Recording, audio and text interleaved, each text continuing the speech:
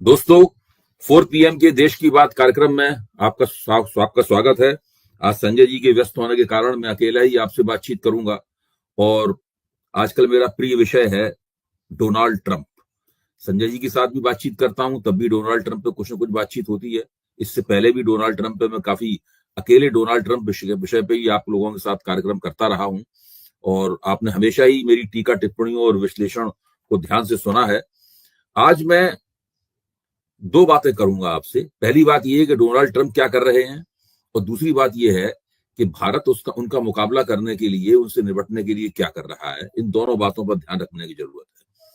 हम सब लोगों का भविष्य इन्हीं दोनों बातों पर निर्भर है। हम भारत के नागरिक हैं, हम भारत की सरकार के मुखापेक्षी हैं। हम उनके चेहरे की तरफ देख रहे हैं कि डोनाल्ड ट्रंप जो करेंगे उससे भारतीय अर्थव्यवस्था पे क्या असर पड़ेगा, भारत की रक्षा व्यवस्था पे क्या असर पड़ेगा, भारत की वायुसेना पे क्या असर पड़ेगा, ये सब हम देख रहे हैं। लेकिन साथ में हम ये भी देख रहे हैं कि आखिरकार भारत सरकार उस असर को मंद करने के लिए, उस असर के जो विपरीत परिणाम हैं, उन विपरीत परिणामों को दुरुस्त करने के लिए क्या करने जा रही है। जिस समय डोनाल्ड ट्रंप ये योजना बना रहे थे कि हम अमेरिका निर्यात किए जाने वाले भारतीय माल के ऊपर जबरदस्त टैरिफ यानी कि आयात शुल्क लगाने वाले हैं, उस वक्त हमारे प्रधानमंत्री क्या कर रहे थे, ये देखने की बात है। हमारे प्रधानमंत्री ये दावा कर रहे थे कि भारत दुनिया की फैक्ट्री बन चुका है, इसलिए सब लोग भारत की तरफ देख रहे हैं। हमारे प्रधानमंत्री ये दावा कर रहे थे। डोनाल्ड ट्रंप ने संसद में भाषण दिया। भाषण में उन्होंने 2 बार भारत का नाम लिया और दावा किया, और वो जब दावा करते हैं तो लोगों की रीढ़ की हड्डी में ठंडी लहर दौड़ जाती है। उन्होंने दावा किया कि वो 1 अप्रैल से भारतीय माल के ऊपर 100% टैरिफ लगाने वाले हैं। सोचिए, जो भारतीय माल आज अमेरिका में 1 रुपए में बिकता है, जब ट्रंप उसके ऊपर 100% टैरिफ लगा लेंगे तो उसकी कीमत दूनी होकर 2 रुपए हो जाएगी। यानी वो भारतीय माल अमेरिकी लोगों को महंगा मिलेगा। उस प्रक्रिया में होगा क्या कि अमेरिका के जो आयातक हैं, यानी भारत से जो माल आयात करते हैं, वो भारतीय माल की बजाय उन देशों की तरफ देखना शुरू कर देंगे जहां से वही माल उन्हें अपेक्षाकृत सस्ता मिल सकता है। यानी ट्रंप जिन देशों के माल के ऊपर इस तरह का आयात शुल्क या टैरिफ नहीं लगाएंगे। ये हमेशा इस तरह होता है। सब लोग अपने अपने उपभोक्ताओं को सस्ते सस्ता माल मिले, इसकी कोशिश करते हैं। अब इस स्थिति में भारत क्या करेगा? मोदी जी लगातार एक गुलाबी तस्वीर पेश करने में लगे हुए हैं कि भारत दुनिया की फैक्ट्री बन चुका है। भारत दुनिया की फैक्ट्री बन चुका है, इसका मतलब यह है कि भारत बहुत बड़े पैमाने पर अपने यहां माल तैयार करके दुनिया को निर्यात कर रहा है। ये तस्वीर निकल के आनी चाहिए। मोदी जी का जो दावा है, उस दावे से ये तो बात निकल के आनी चाहिए। लेकिन इससे मोदी जी के दावे से सब लोग सहमत नहीं है। हिंदी का सबसे ज्यादा बिकने वाला अखबार भास्कर आज के संपादकीय में क्या लिखता है, ये मैं आप लोगों के सामने पेश करूंगा। इससे मोदी जी के दावे की कलई खुल जाएगी। संपादकीय छोटा सा होता है भास्कर का। वो जमाना चला गया जब अखबार बड़े बड़े संपादकीय लिखते थे। भास्कर तो बहुत छोटा सा एक बड़े पैराग्राफ का संपादकीय लिखता है।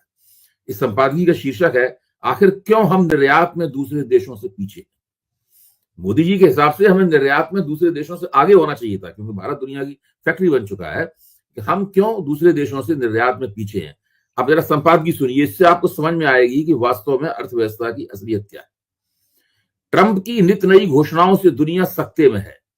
उन्होंने कहा है कि इंपोर्टेड कार, सेमीकंडक्टर और औषधियों के बाद अब लकड़ी और वन उत्पादों पर नए टैरिफ की घोषणा जल्द की जाएगी।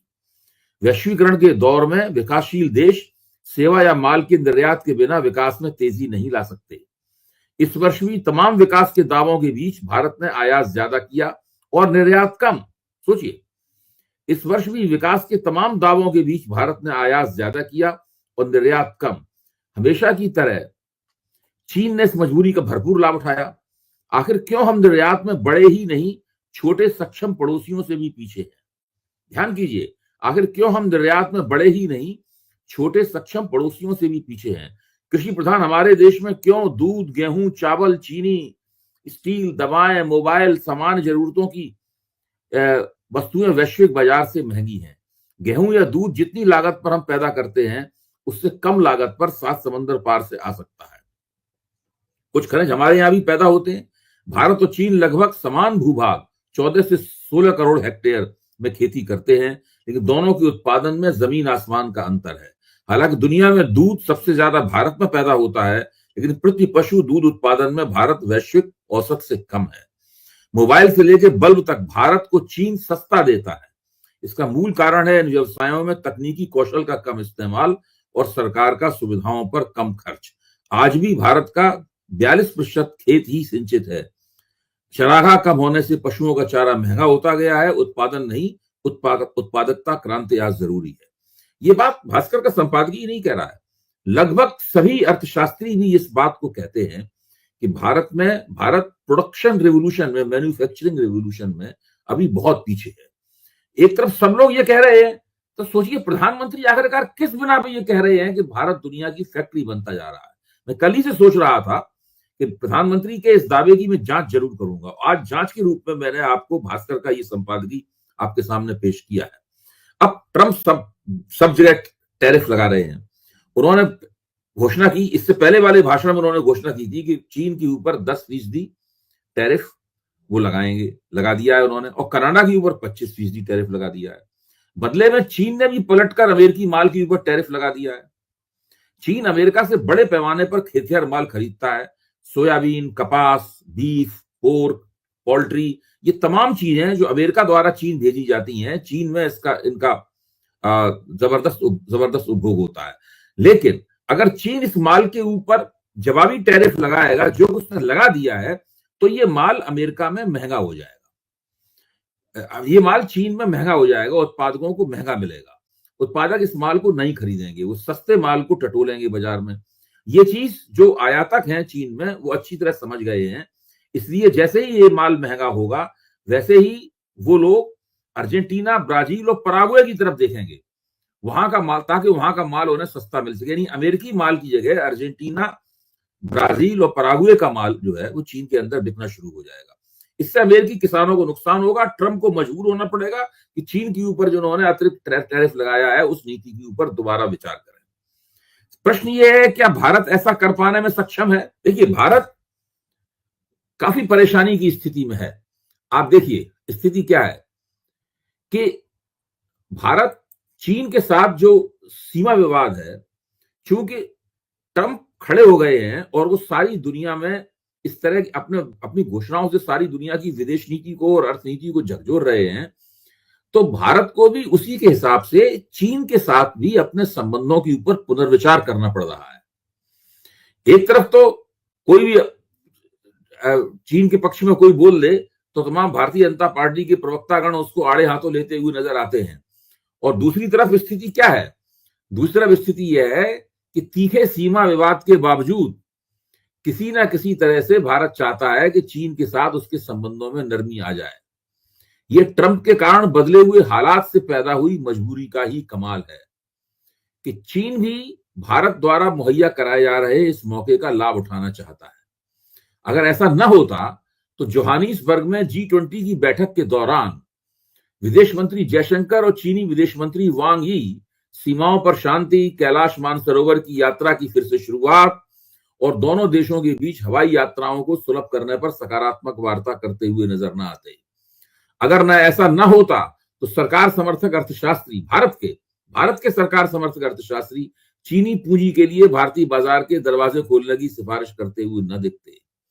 नीति आयोग के उपाध्यक्ष रह चुके अरविंद पनगड़िया की सिफारिश भला कौन भूल सकता है कि सीमा विवाद संबंधी पहलुओं को छोड़कर बाकी सभी क्षेत्रों में चीन के साथ सहयोग की शुरुआत की जानी चाहिए। दरअसल अब इस बात की कोई गारंटी नहीं है कि अगर चीन से भारत की फौजी टक्कर हुई तो अमेरिका भारत का साथ देगा। ट्रंप की प्राथमिकता चीन के मुकाबले भारत की पीठ पर हाथ रखने की नहीं है, क्योंकि अगर वो भारत की पीठ पर हाथ रखेंगे तो वो चीन के साथ में युद्ध की नौबत आ सकती है और उन्हें फिर भारत को हथियार देने पड़ेंगे, मदद देनी पड़ेगी। इससे उनके घरेलू एजेंडे मेक अमेरिका ग्रेट अगेन में बाधा आ सकती है। ट्रंप की पूरी कोशिश यह है कि किसी ना किसी तरीके से अमेरिका दूसरे देशों के ऊपर जो खर्चा करता है उस खर्चे को बचा लिया जाए। यही काम उन्होंने एलन मस्क को थमाया। एलन मस्क को उन्होंने टारगेट दिया है, लक्ष्य दिया है कि उन्हें $2 ट्रिलियन बचाना है। $2 ट्रिलियन जैसे ही बचेंगे उसका ट्रम्प ने घोषित कर दिया है उसका 20% हिस्सा वो अमेरिकी जो टैक्स पेयर है, करदाता है, उसको वो वापस करेंगे। अगर उन्होंने ऐसा कर दिया तो वो अमेरिका में आज तक के सबसे लोकप्रिय राष्ट्रपति बन जाएंगे। हमें ट्रम्प की बातें पसंद आए ना आए, वो टेढ़े मेढ़े मुंह बनाकर जो भाषण देते रहते हैं, अजीब सी अंग्रेजी बोलते हैं, वो हमें पसंद आए ना आए, लेकिन अमेरिका का टैक्स पेयर, अमेरिका का करदाता अगर उसे अपने खाते में अपना चुकाए हुए कर का एक हिस्सा वापस आता हुआ दिखा, तो फिर आप समझ लीजिए कि वो ट्रम्प उसके सबसे बड़े नेता बन जाएंगे। अब देखिए, ट्रम्प ने एक झटके के अंदर रूस और यूक्रेन युद्ध से जो समीकरण बने हुए थे, नाटो, इसमें नाटो और यूरोप भी शामिल था, उसको पूरी तरीके से बदल दिया। उन्होंने वादा किया था चुनाव मुहिम के दौरान कि वो इस युद्ध को रुकवा देंगे। शुरू में ऐसा लगा कि शायद वो अभी फिलहाल इस युद्ध को रुकवाने की मूड में नहीं है, ऐसी कोई गतिविधि नहीं करना चाहते, और वो, लेकिन अचानक उन्होंने पुतिन के साथ बातचीत की, और बातचीत के तुरंत बाद उन्होंने कहा कि हमारी इनके साथ में एक पीस डील तैयार हो गई है, और उस पीस डील के ऊपर यूक्रेन को भी आना होगा और यूरोप को भी हमारी मदद करनी होगी। और आज स्थिति क्या है? आज स्थिति यह है कि जब राष्ट्रपति ट्रम्प और उपराष्ट्रपति वांस और जेलेंस्की के बीच में व्हाइट हाउस के अंदर वो मशहूर तकरार हुई, इसकी वीडियो सब आप लोगों ने देखे हैं, इनका ट्रांसक्रिप्टेड वर्जन सब जगह छप चुका है और आप लोग सब पढ़ चुके हैं। तो उस तकरार के बाद में जेलेंस्की तो वहां से चले गए, वो लंदन आए, और लंदन आकर उन्होंने पूरे अपने इर्द गिर्द पूरे यूरोप को जमा करने की कोशिश की, और उसमें वो कामयाब भी रहे। लेकिन ट्रम्प ने क्या किया? ट्रम्प ने जेलेंस्की को दी जाने वाली जितनी भी फौजी मदद थी उसको रोक दिया। जैसे ही उन्होंने मदद रोकी, जेलेंस्की के होश उड़ गए, और उन्होंने कहा कि मैं अमेरिका के प्रति कृतज्ञ हूं, मैं उनके साथ खनिज डील करना चाहता हूं, वगैरह वगैरह। फिर से एक बार ऐसा लगा जैसे कि फिर वो अमेरिका के सामने झुकने के लिए तैयार है। देखिए, यूरोप जो जमा हुआ है ट्रम्प के खिलाफ, ट्रम्प के मुकाबले खड़ा हुआ है, द्वितीय विश्व युद्ध पहली बार, उससे बहुत लोग जोश में आ गए हैं, बहुत से समीक्षक भी जोश में आ गए हैं। मैं ये समझता हूं कि वो उसका महत्व प्रतीकात्मक अधिक है, क्योंकि यूरोप के पास वह फौजी ताकत नहीं है कि वो पुतिन के खिलाफ जेलेंस्की को युद्ध लड़वाते रहे। अब इस प्रकार के तथ्य सामने आ रहे हैं कि ब्रिटेन और जर्मनी की जो फौजी ताकत अगर मिला दी जाए, तो वो न्यूयॉर्क, जो फौजों की संख्या मिला दी जाए तो अमेरिका में न्यूयॉर्क का पुलिस डिपार्टमेंट है उससे भी छोटी है वो। और फ्रांस की फौजी ताकत इतनी ही है जितनी कि न्यूयॉर्क का पुलिस डिपार्टमेंट है। पूरे यूरोप का अगर आप रक्षा बजट जोड़ दें तो अमेरिका का बजट उससे दूना होता है, और पूरे यूरोप के रक्षा बजट के मुकाबले अकेले रूस का रक्षा बजट है। तो अगर यूरोपियन देशों को वास्तव में एक बड़ी फौजी ताकत बनना है, तो उन्हें अमेरिका पर निर्भरता को समाप्त करना होगा, और इस बड़ी फौजी ताकत बनने में उन्हें कम से कम 15 से 20 साल लगेंगे। फिलहाल वो जेलेंस्की की पीठ पे हाथ तो रखने के लिए तैयार हैं, और उन्हें कुछ आर्थिक मदद भी दे सकते हैं, लेकिन फौजी मदद देना उनके बस की बाहर की बात है।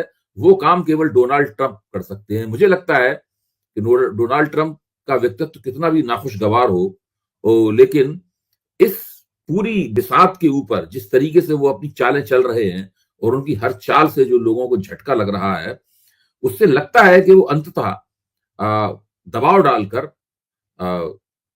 जेलेंस्की और पुतिन को शांति वार्ता की टेबल पर बैठा देंगे, ऐसा मुझे लग रहा है। इसमें कितना उन्हें समय लगेगा और उन्हें कितने और झटके देने पड़ेंगे, कितनी चौंकाने वाली घोषणाएं करनी पड़ेंगी, ये अब देखने की बात है। अब सवाल देखिए, यहां तो जो गोदी मीडिया है वो कहा करता था पहले कि मोदी जी अपनी ही दम पर जेलेंस्की और पुतिन के बीच में दोस्ती करा देंगे और युद्ध रुकवा देंगे। अब इस वक्त मोदी जी कहाँ हैं? मोदी जी वन विहार कर रहे हैं, वो सिंह शावकों को दूध पिला रहे हैं, तस्वीरें खिंच रही हैं, तस्वीरें अखबारों में छप रही हैं, वो एक सब अलग किस्म के कामों में लगे हुए हैं। ये जो राजनीति चल रही है, रूस और यूक्रेन में शांति होगी, युद्ध होगा, ये जो बड़ा सवाल है, इस बड़े सवाल में मोदी जी और भारत की तकरीबन कोई भूमिका नहीं है, और भारत भी इस बात को समझ गया है कि कोई भूमिका नहीं है।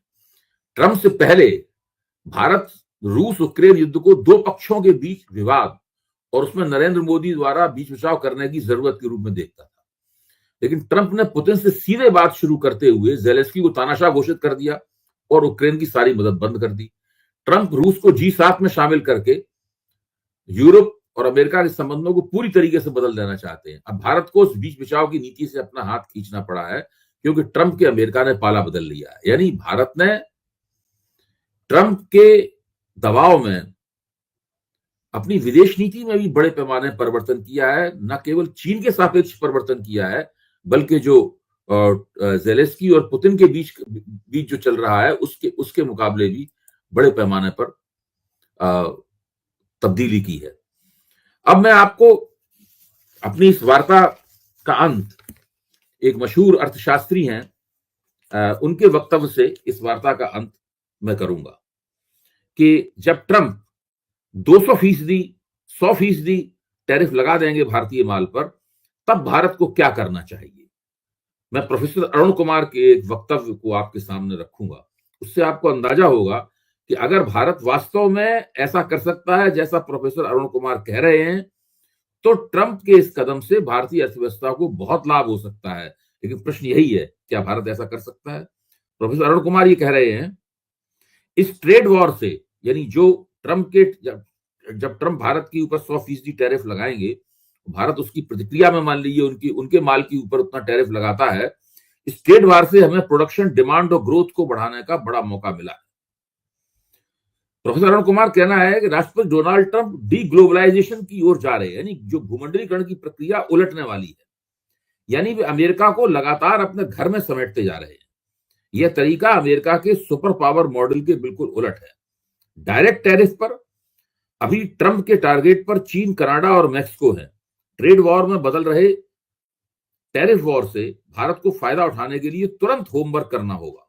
भारत को 3 मोर्चों पर युद्धरत स्तर पर काम करना होगा: प्रोडक्शन, ग्रोथ और डिमांड।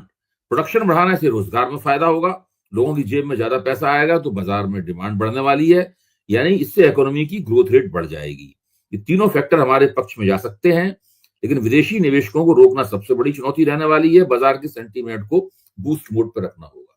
अब देखिए, उन्होंने 3 नहीं बल्कि 4 बातें बताई हैं। उन्होंने कहा जो फॉरेन इंस्टीट्यूशनल इन्वेस्टर्स हैं, FIIs हैं, जो बड़े पैमाने पर 1 जनवरी से लेकर 21 फरवरी तक 1 लाख करोड़ रुपए से ज्यादा निकाल चुके हैं भारतीय शेयर बाजार से, उनको दोबारा शेयर बाजार में वापस लाना होगा, प्रोडक्शन बढ़ाना होगा, ग्रोथ बढ़ानी होगी और डिमांड बढ़ानी होगी। अब ये तो उन्होंने ऐसे 4 काम बता दिए हैं प्रोफेसर साहब ने, जो भारतीय अर्थव्यवस्था पिछले 20 साल से नहीं कर पा रही है। अब आप सोचिए कि अचानक भारतीय अर्थव्यवस्था ये काम कैसे करना शुरू कर देगी। उसके हाथ में कोई जादू की छड़ी है क्या? अगर जादू की छड़ी होती तो ये काम वो पहले भी कर सकती थी। सीधी बात यह है कि ट्रंप जब भारतीय माल के ऊपर 100% टैरिफ लगाएंगे, तब हम लोगों को, यानी नरेंद्र मोदी, उनके वित्त मंत्री को, उनके वाणिज्य मंत्री को ये तय करना होगा कि वो ट्रंप को किस भाषा में जवाब देंगे। वो बदले में ट्रंप के ऊपर उतना ही टैरिफ लगाएंगे या ट्रंप की धमकी के नीचे दबकर ट्रंप अमेरिकी माल के ऊपर से अपना टैरिफ कम कर देंगे। ये आपको बहुत जल्दी ही पता लग जाएगा कि क्या होने वाला है, और उसी के हिसाब से हम सब लोग अपने अपने भविष्य का अंदाजा लगा सकते हैं कि हमारा आर्थिक भविष्य क्या होगा। बहुत बहुत धन्यवाद।